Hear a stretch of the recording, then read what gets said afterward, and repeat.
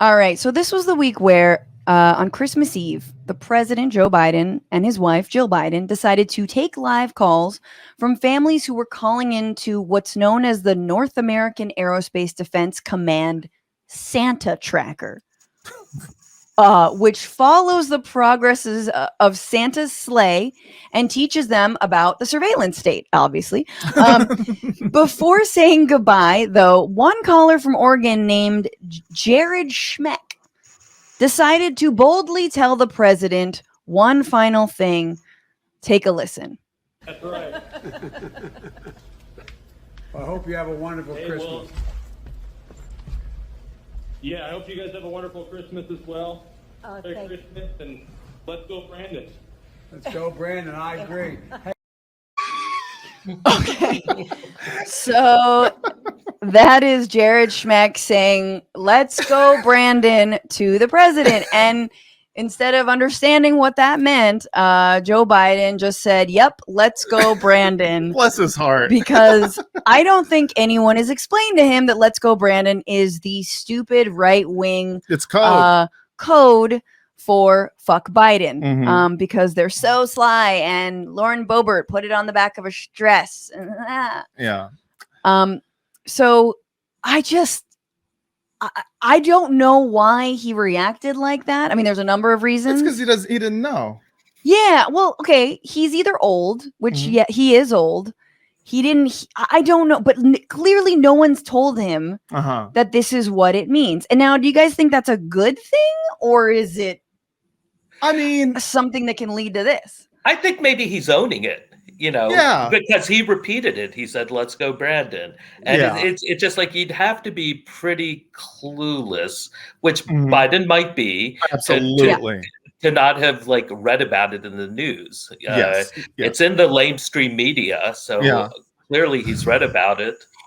It's also one of those things where if anyone's like, hey, let's go blank, in order to be cordial and nice, be like, yeah, let's go, Brandon. Yeah, I mean, I think he maybe heard about it once and then got distracted and bought a dog. Yeah. And so he completely forgot about it.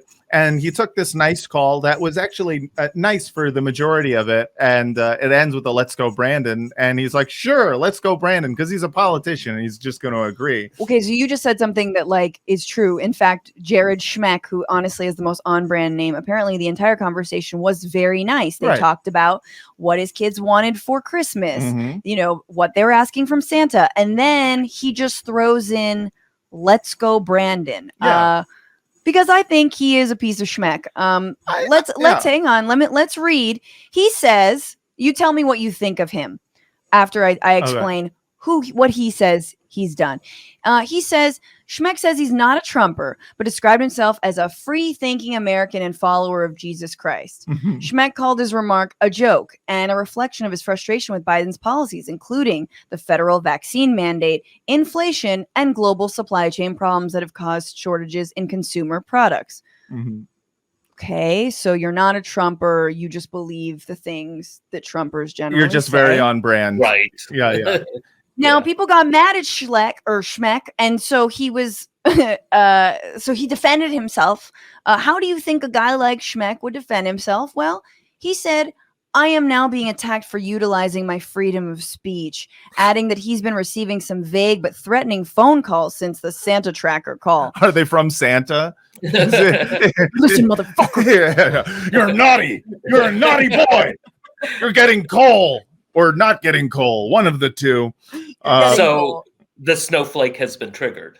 The snowflake has been triggered. I love people saying I'm being attacked for my freedom of speech, and the attacks are just other people exercising their freedom of speech. It's being attacked for freedom of speech is something that a state does. A state penalizes you or criminalizes you for speech. Right. If people are just calling you a dickhead for doing something that they believe you're, a dickhead for doing, that's also freedom of speech. That's kind of how that works. I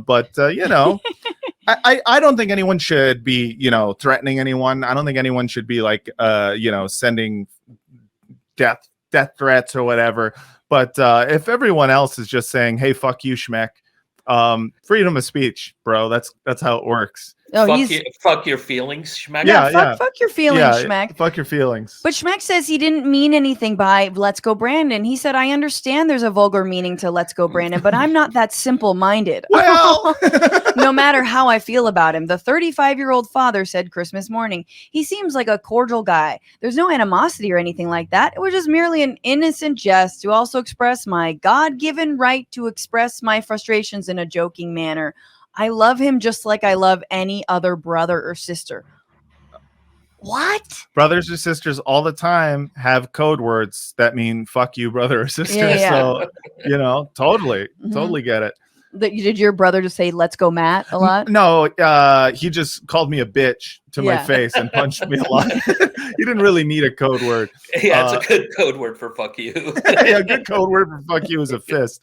It's just, I think it's like this guy didn't know that many people were going to see him after being treated nicely by Biden. Look, I'm going to defend Biden a little bit. He was treated nicely. The president's answering questions and calls from little kids and their families, gives this guy a bunch of time and then says, "Let's go, Brandon," probably just to see if he could get away with it. Yeah. And also he probably doesn't like Biden, but now he's kind of backtracking on it and being like, first of all, number one, it was my freedom of speech. And second of all, I'm a really good guy. I love Jesus and Jesus loves me. Fuck you, dude. I want people to die because I don't believe in the vaccine, but I love Jesus and I believe in telling the president to go fuck himself on Christmas Eve, but I love Jesus. Fuck you. Yeah. I mean, it's definitely like, it's a bitch move for sure. But I also look at it and I go like, this guy absolutely did not expect to get the president on the line. And once he had him, he was like, do I do it? Do I do it? I mean, we've all been, like in a position where we are faced with the ability to say something to the person we've always wanted to say. I screamed "Fuckerberg" at Zuckerberg in Palo Alto once. Yeah. It was great. So these things do happen, but there are consequences for it. And, that's right now the consequences is everyone knowing Smek is kind of a cunt. Mm-hmm. But I think, one of the things about this whole story, and I'm stealing this from the Twitter, that this is kind of a classic abuser situation. So you have someone who engages in abusive behavior. He then claims it's a joke. And then he's like, oh, I'm the real victim here. Yes. And then cycle repeats, right? Yes. How much more Trumpist can you get than that? That's true. 100%. It's the victim complex, complete, come full circle. How dare you get mad at me for saying "fuck you"? This is my freedom of speech. You have to give Biden credit.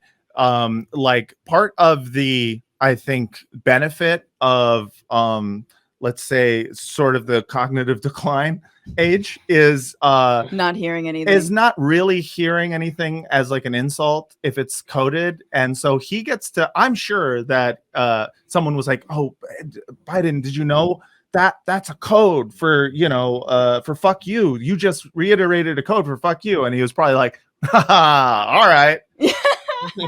And then he ate ice cream and lived his life.